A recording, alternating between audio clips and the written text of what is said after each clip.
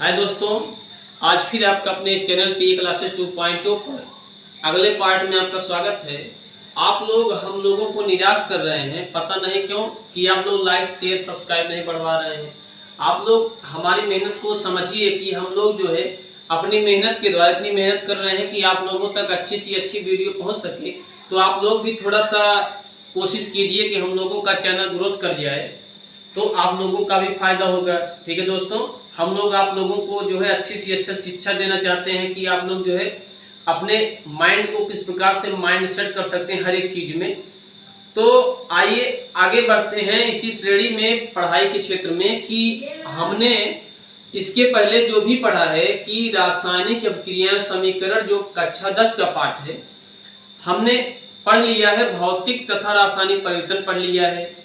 हमने कुछ परिवर्तन और पढ़े हैं जो आप लोगों को पता होगा।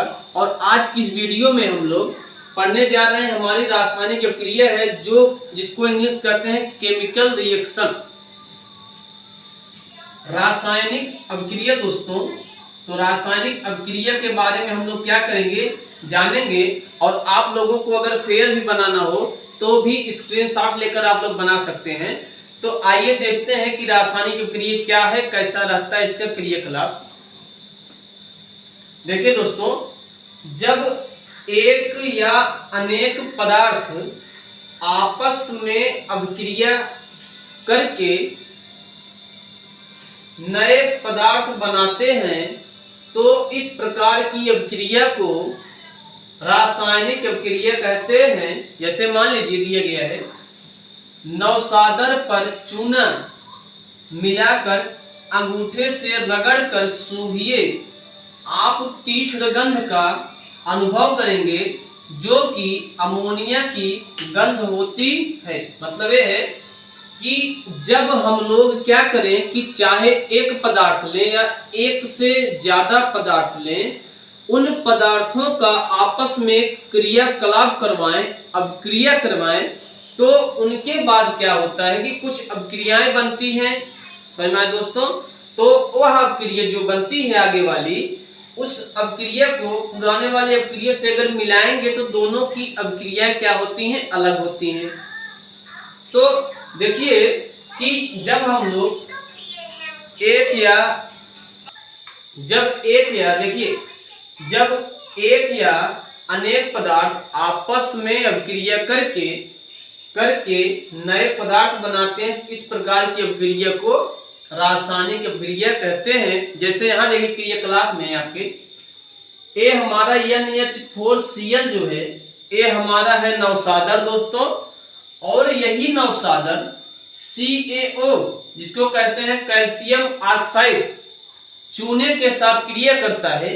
जब हमारा NH4Cl जिसके आगे 2 भी लगा है और प्लस CaO नौसादर और चूना जब एक दूसरे के साथ क्रिया करते हैं तो क्या बनाते हैं, CaCl2 plus H2O plus NH3।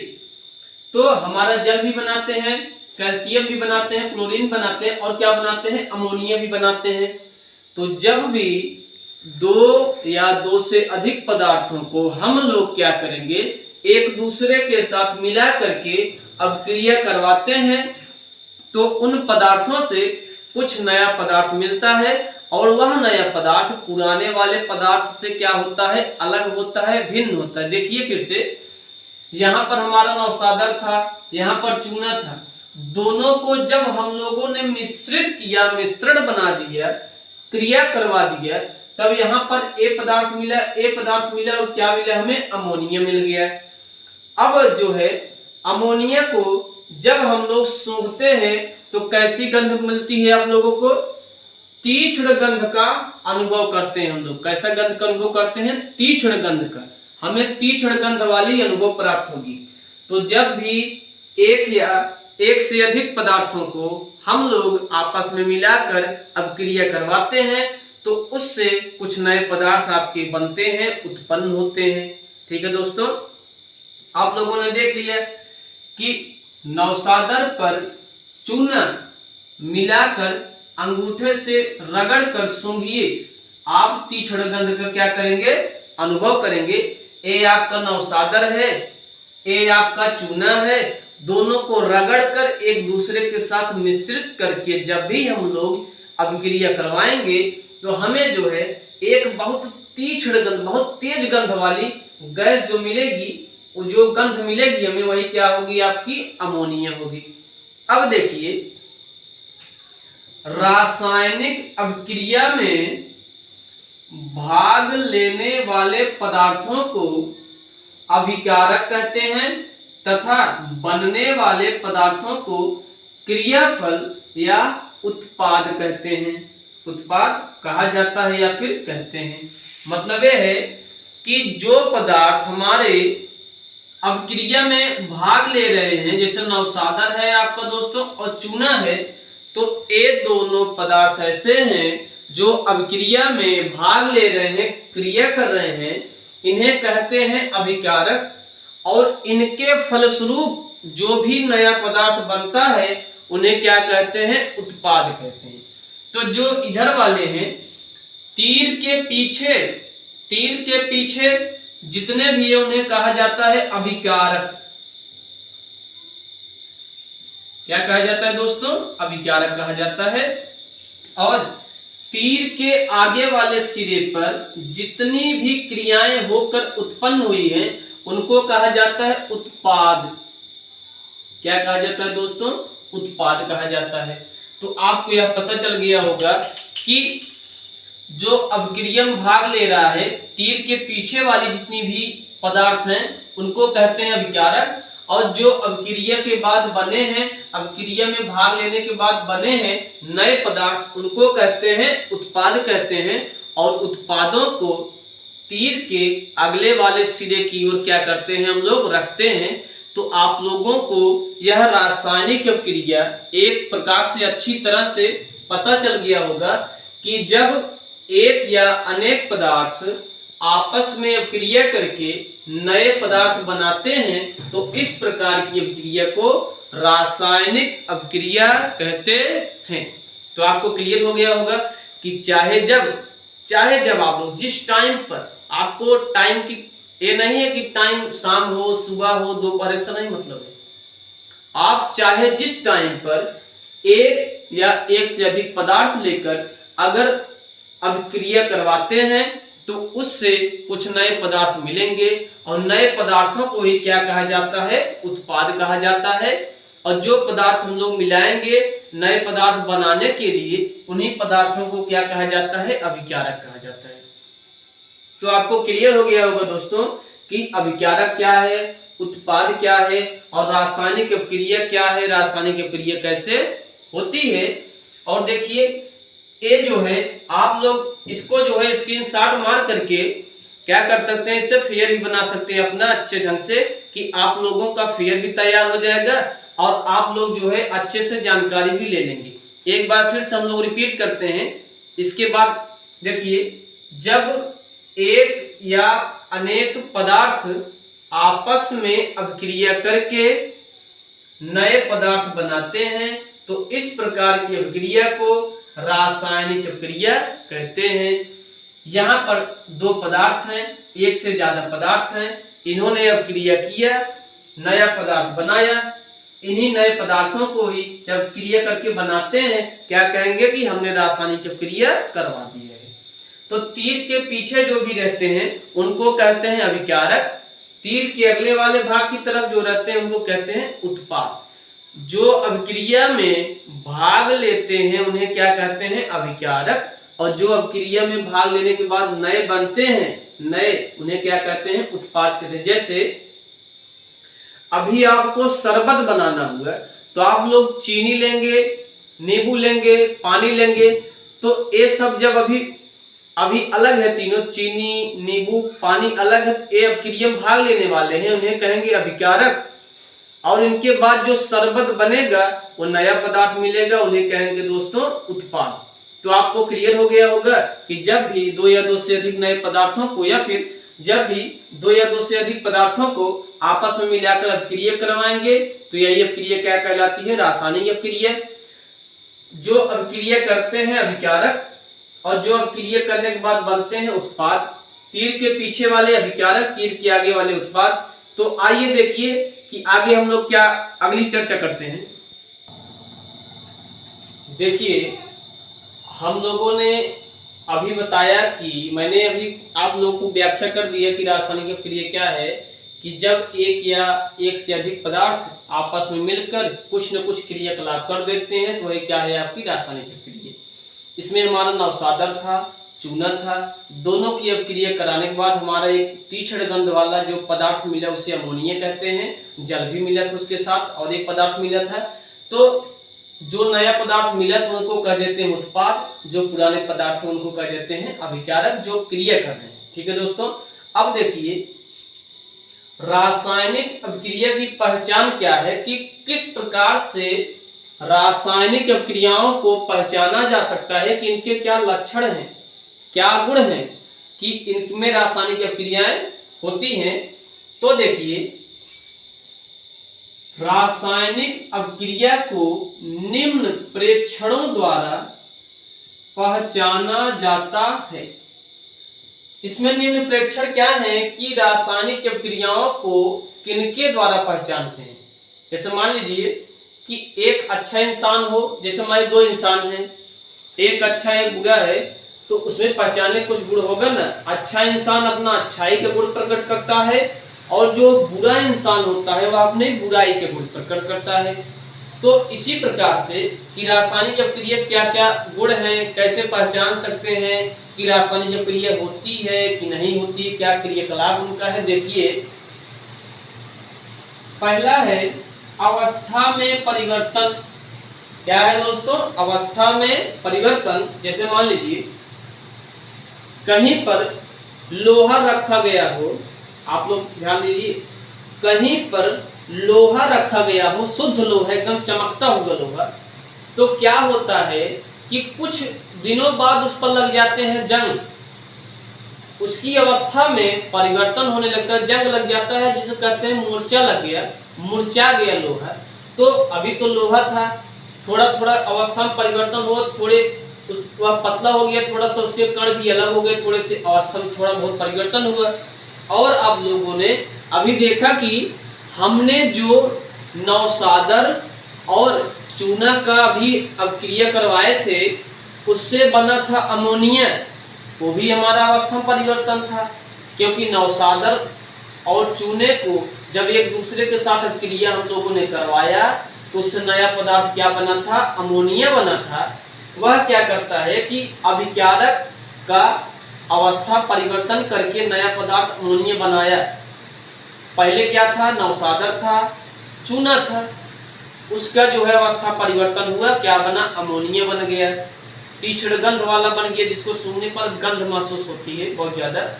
तो ये हमारा हो गया अवस्था में परिवर्तन। अगला है ताप में परिवर्तन। जैसे मान लीजिए आप लोग चूना ले लें, घर जाकर चूना पत्थर ले लें, और चूना पत्थर को अगर आप लोग टच करेंगे, छुएंगे, तो चूना पत्थर ऐसा होता है ना कि वह एकदम ठंडा रहेगा। और जैसे ही चूने पत्थर को ग्लास में डाल देंगे, पानी से भरे ग्लास में डाल देंगे, चूने पत्थर को पानी से भरे ग्लास में क्या कर देंगे, डाल देंगे, पानी से भरा ग्लास है और इसमें चूने पत्थर को डाल देंगे, तो क्या होगा कि चूना पत्थर क्या करेगा कि पानी के साथ मिलने के बाद वह बहुत ज्यादा क्या हो जाता है, गर्म हो जाता है, उसके अंदर बहुत ज्यादा गर्मी आ जाती है, बहुत ज्यादा वह हीट हो जाता है। आप लोग क्रियाकलाप कर सकते हैं घर पर जाकर कि ताप में कैसे परिवर्तन होता है। एक कोई बर्तन ले लीजिएगा, उसमें क्या भर दीजिएगा, पानी, और बाजार में जो खड़िया चूना नहीं मिलता है टुकड़े वाला, उसको ले जाकर पानी से भरे बर्तन में डाल दीजिएगा। तो जब भी आप चूने को पानी से भरे बर्तन में डालेंगे तो चूना पानी के साथ क्रिया करके क्या करेगा कि एक गर्म ऊष्मा का प्रदान करेगा। जैसे मान लीजिए जब चूने को पानी से भरे बर्तन में डालते हैं तो चूना के अंदर जब पानी दोनों मिक्स होंगे तो बहुत ज़्यादा गर्मी उत्पन्न होती, बहुत ज़्यादा ऊष्मा उत्पन्न होगी, जिसको यहाँ पर बाहर टच करने के बाद एकदम जान लीजिए जलने लगेंगे। मान लीजिए ताप का अनुभव करेंगे कि एकदम जल रहा है। समझ में आए दोस्तों। और देखिए, और उसके बाद इसमें से गैस भी निकलेगी। अब देखिए, तो आपका अवस्था परिवर्तन समझ में आया दोस्तों, और ताप में परिवर्तन भी समझ में आ गया। रंग में परिवर्तन, जैसे मान लीजिए अभी मैं लोहे वाला बताया ना दोस्तों कि लोहा जब होगा तो हमारा धातु है लोहा, लोहा की सतह एकदम चमकीली रहती है, लेकिन जब लोहे को ऑक्सीजन और पानी जब मिलता है तो जब वायुमंडल के साथ क्रिया करता है लोहा, तो उसका ऊपरी सतह क्या हो जाता है, भूरा हो जाता है, लाल टाइप हो जाता है, उसका क्या हो गया, रंग बदल जाता है, रंग में परिवर्तन भी हो जाता है। अगर आप लोग सब्जी बनाएं तो सब्जी में जब मसाला डाला जाता है, आलू डाली जाती है, टमाटर डाला जाता है, अभी तो सबका रंग अलग अलग है, लेकिन जब हम लोग क्या करेंगे कि कढ़ाई में सब्जी, आलू, टमाटर, मसाला डाल करके सबको मिक्स करके जब सब्जी बनाते हैं पानी वानी डाल करके, तो क्या बनता है, नया पदार्थ जो बनता है पुराने पदार्थ से भिन्न होता है, अलग होता है। उत्पाद जो बनता है उसका रंग भी अलग हो जाता है, उसका रंग भी क्या हो जाता है, अलग हो जाता है, जिससे हम लोग कह सकते हैं कि रंग में भी क्या होता है, परिवर्तन होता है। अगला है गैस का निकलना। क्या होता है दोस्तों, गैस का निकलना। बहुत सारे पदार्थ ऐसे होते हैं जो आपस में क्रिया करके क्या करते हैं कि गैस का उत्सर्जन करते हैं। जैसे मान लीजिए अभी अमोनिया का आपने देखा कि तीक्ष्ण गंध वाली वह उत्पन्न करेगी, तीक्ष्ण गंध। अगर गंध निकलेगा तो उसमें से मतलब कि उसकी गैस ही तो हल्की फुल्की निकल रही है। तो आप लोगों ने एक प्रकार से चीजों को देखा, समझा कि रासायनिक अभिक्रिया की पहचान किन किन गुणों के आधार पर, लक्षणों के आधार पर हो सकता है। पहला है अवस्था में परिवर्तन। आप लोगों ने देखा कि नौसादर चूने को जब हम लोगों ने मिलाया, जब मिश्रण बना, अभिक्रिया हुई, तो उसके बाद क्या हुआ, क्या बना, अमोनिया बना और एक दो पदार्थ और बने, अवस्था बदल गई, उनकी अवस्था में परिवर्तन हो गया। ताप में परिवर्तन, जब हम लोग चूने के टुकड़े को पानी से भरे बर्तन में, ठीक है ना जी, पानी से भरे बर्तन में डालते हैं तो चूना और पानी जब एक दूसरे के साथ मिलते हैं तो क्या होता है, रासायनिक अभिक्रिया होती है, जिसके कारण क्या होता है कि एकदम से जो बर्तन रहता है एकदम से बहुत ज़्यादा हीट हो जाता है, उसके अंदर की सारी ऊष्मा क्या होती है, निकल जाती है दोस्तों। ठीक है। रंग में परिवर्तन, हमने बताया अगर सब्जी आप लोग बनाते हैं उसमें रंग में भी क्या हो जाता है, परिवर्तन हो जाता है। लोहा लेंगे, लोहे में भी क्या हो जाता है, परिवर्तन हो जाता है। लोहे की सतह चमकदार रहती है और जैसे ही क्रिया करती है, रासायनिक क्रिया होता है, रंग में भी परिवर्तन हो जाता है। जो मूर्छा उसका होता है भूरा भूरा टाइप का, लाल लाल टाइप हो जाता है। गैस का निकलना, तो अभी कोई भी पदार्थ हम लोग बनाते हैं उससे क्या होता है, गैस ज्यादातर निकलती है। गैस से क्या होती है कि प्रवाहित हो जाती है, निकल जाती है बाहर, जो है निकल कर वायुमंडल में विलीन होने लगती है। ठीक है दोस्तों, तो इसी के साथ हम लोगों ने जाना कि रासायनिक अभिक्रिया की पहचान किस माध्यमों के आधार पर कर सकते हैं। ठीक है दोस्तों, तो हमारे इस चैनल को आज यहीं तक, अगले पार्ट में अगला हम लोग आएंगे अगले सेशन को लेकर। तो हमारे इस चैनल को ज़्यादा से ज़्यादा लाइक कीजिए, शेयर कीजिए, सब्सक्राइब कीजिए। और आप लोग ऐसा ना करें सब्सक्राइब करने के बाद अनसब्सक्राइब करें, ये बहुत गलत बात है दोस्तों कि हम लोग आप लोगों के लिए मेहनत कर रहे हैं इतना ज़्यादा और आप लोग सब्सक्राइब करते हैं, सब्सक्राइब कर देते हैं। अगर आपको कार्टून देखना होता है, दूसरे वीडियो देखना हो तो सब्सक्राइब कर देते हैं, उसका ध्यान ही नहीं रहता कि अनसब्सक्राइब कर दें, लेकिन हमारे चैनल को सब्सक्राइब करने के बाद भी आप लोग अनसब्सक्राइब कर दे रहे हैं। क्या हम लोग मेहनत नहीं कर रहे हैं आप लोगों के लिए? तो मेहनत कर रहे हैं, इसके आप लोग क्या कीजिए कि परिणाम हम लोगों को दिखाइए। सब्सक्राइब करने से आपका कितना घाटा होने वाला है बताइए। तो अभी आप लोगों को पीए क्लासेस 2.0 को जा करके मोबाइल पर सर्च कीजिए और जो लोग नहीं जानते हैं, जो लोग जान गए हैं, इसको जो है सब्सक्राइब कीजिए। ठीक है दोस्तों।